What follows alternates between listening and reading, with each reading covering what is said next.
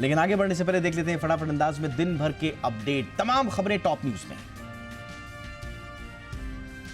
पटना में बीपीएससी परीक्षा को लेकर छात्रों का प्रदर्शन जारी है। छात्र बीपीएससी की 70वीं पीटी परीक्षा में पेपर लीक के आरोपों को लेकर दोबारा परीक्षा कराने की मांग करा रहे हैं। इस मुद्दे पर अब राजनीति भी तेज हो गई है। पूर्णिया के सांसद पप्पू यादव ने छात्रों के समर्थन में नया मोर्चा खोला है। पप्पू यादव ने कल यानी 3 जनवरी को बिहार में रेल और सड़क चक्का जाम करने का ऐलान किया है। पप्पू यादव का कहना है कि अगर सरकार ने छात्रों को आवाज नहीं दी तो बिहार बंद भी किया जा सकता है। उन्होंने कहा कि ये छात्रों के भविष्य की लड़ाई है और सरकार इस मुद्दे पर अड़ी रहती है तो छात्र भी पीछे हटने वाले नहीं हैं। महिला सम्मान योजना और पुजारी ग्रंथि सम्मान योजना पर मची घमासान के बीच केंद्रीय कृषि मंत्री शिवराज सिंह चौहान ने आतिशी सरकार पर दिल्ली के किसानों की उपेक्षा का आरोप लगाया है। इस बाबत उन्होंने आतिशी को एक चिट्ठी भी लिखी है। इससे पहले केजरीवाल ने आरएसएस को चिट्ठी लिखकर संघ प्रमुख मोहन भागवत से कुछ सवाल पूछे थे और बीजेपी पर लोकतंत्र को कमजोर करने जैसे गंभीर आरोप लगाए थे। इसके बाद बीजेपी ने आम आदमी पार्टी को उनके लिए गए संकल्पों की याद दिलाई और चिट्ठी के जरिए उन्हें पूरा करने की बात दोहराई।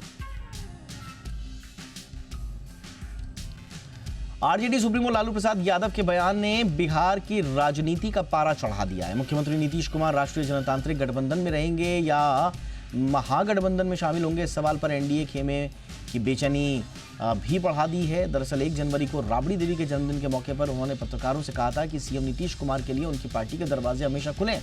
अगर वो महागठबंधन के साथ आना चाहते हैं तो आ जाएं। आरजेडी सुप्रीमो के इस बयान ने सियासी गलियारों में हलचल तेज कर दी। वहीं कुछ दिन पहले तेजस्वी यादव ने कहा था कि सीएम नीतीश कुमार अब थक चुके हैं, उनके लिए महागठबंधन का दरवाजा बंद है। बिहार में सियासी सुगबुगाहट के बीच महाराष्ट्र के मुख्यमंत्री देवेंद्र फडणवीस ने लालू यादव पर निशाना साधा है। उन्होंने लालू के बयान और बिहार के सीएम नीतीश कुमार के पाला बदलने की अटकलों पर कहा कि ऐसी बातों में कोई दम नहीं है, ये मुंगेरी लाल के हसीन सपने जैसा है। फडणवीस ने कहा कि एनडीए के तमाम घटक दल एकजुट हैं। एनडीए के बिखराव की ताक में लगे विपक्षी दलों के मंसूबे कभी कामयाब नहीं होंगे। बिहार में इस साल के अंत में विधानसभा चुनाव होने हैं। संभल की सभी वक्फ संपत्तियों की जांच होगी। जामा मस्जिद के करीब बन रही पुलिस चौकी की संपत्ति पर विवाद उठने के बाद प्रशासन ने शहर की सभी वक्फ संपत्तियों की जांच करने का निर्णय लिया है। कोर्ट के आदेश के बाद जामा मस्जिद के सर्वे के दौरान शहर में हुई हिंसा के बाद पुलिस की सख्ती जारी है। इसके तहत ही जामा मस्जिद के पास पुलिस चौकी बनाई जा रही है, जिसका नाम सत्यव्रत है। बता दें कि कुछ लोगों ने पुलिस चौकी के निर्माण वाली जमीन को वक्फ संपत्ति बताया था। सुप्रीम कोर्ट ने आज सुनवाई के दौरान पंजाब सरकार को कड़ी फटकार लगाई। कोर्ट ने कहा कि पंजाब सरकार के अधिकारी मीडिया में इस तरह का माहौल बना रहे हैं कि किसान नेता जगजीत सिंह डल्लेवाल के अनशन को तोड़वाने की कोशिशें हो रही हैं, जबकि कोर्ट ने डल्लेवाल का अनशन तोड़वाने का निर्देश नहीं दिया। कोर्ट सिर्फ उनकी सेहत को लेकर चिंतित है। वहीं सुप्रीम कोर्ट ने इस केस में केंद्र सरकार को भी नोटिस जारी कर जवाब मांगा है। कोर्ट ने डल्लेवाल को चिकित्सा सहायता मुहैया कराने और उन्हें अस्पताल में भर्ती करने की समय सीमा 6 जनवरी तक बढ़ा दी है। आपको बताएंगे डल्लेवाल बीते 26 नवंबर से आमरण अनशन पर है।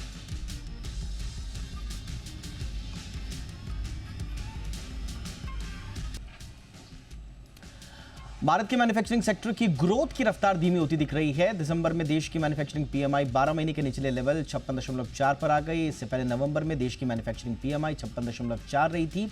नए ऑर्डर और प्रोडक्शन की धीमी गति इसका मुख्य कारण रहा है। गिरावट के बावजूद HSBC India manufacturing purchasing manager index 54.1 के अपने लॉन्ग टर्म एवरेज से ऊपर बना हुआ है, यानी कि ये मजबूत ग्रोथ रेट का संकेत है।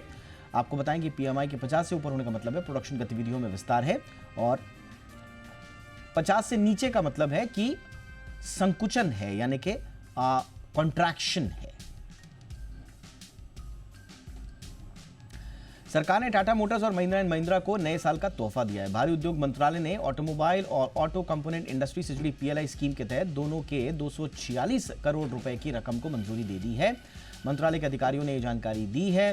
भारी उद्योग और इस्पात मंत्री एचडी कुमारस्वामी ने कहा कि क्षमता को विकसित करने के लिए टाटा मोटर्स और महिंद्रा एंड महिंद्रा को बधाई और भरोसा उन्होंने जताया कि और आवेदक पीएलआई योजना का लाभ उठाएंगे। सूत्रों के मुताबिक टाटा मोटर्स ने वित्त वर्ष 2023-24 में निर्धारित बिक्री के आधार पर लगभग 142 करोड़ रुपए का दावा किया है।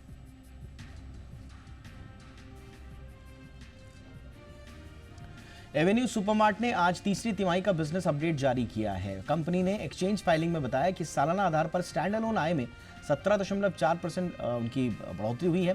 कंपनी ने कहा है कि Q3 में स्टैंड अलोन आय बढ़कर 15,565 माफ कीजिएगा करोड़ रुपए रही है, जो पिछले वित्त वर्ष की इसी तिमाही में 13,247.33 करोड़ रुपए रही थी। कंपनी ने कहा कि 31 दिसंबर तक डीमार्ट के कुल स्टोर्स की संख्या 387 थी। आपको बताएं कि मौजूदा वित्त वर्ष की दूसरी तिमाही में कंपनी का मुनाफा 8% बढ़ा था, जबकि आय में 14% की बढ़ोतरी देखने को मिली थी।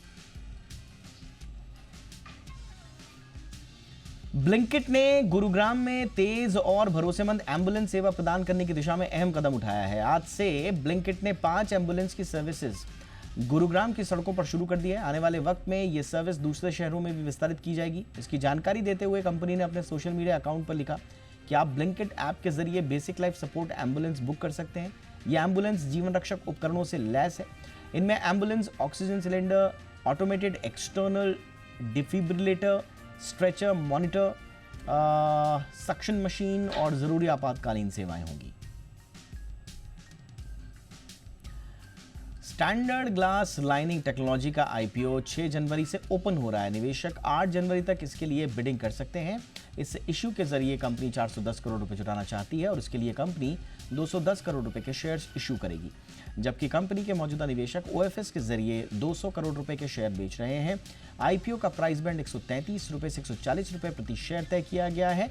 लॉट साइज 160 शेयरों का है, यानी कि निवेशकों को न्यूनतम 14,980 रुपए इन्वेस्ट करने होंगे। स्टैंडर्ड ग्लास लाइनिंग भारत में फार्मा और केमिकल सेक्टर के लिए इंजीनियरिंग इक्विपमेंट बनाने वाली कंपनी है। इसकी स्थापना 2012 में हुई थी।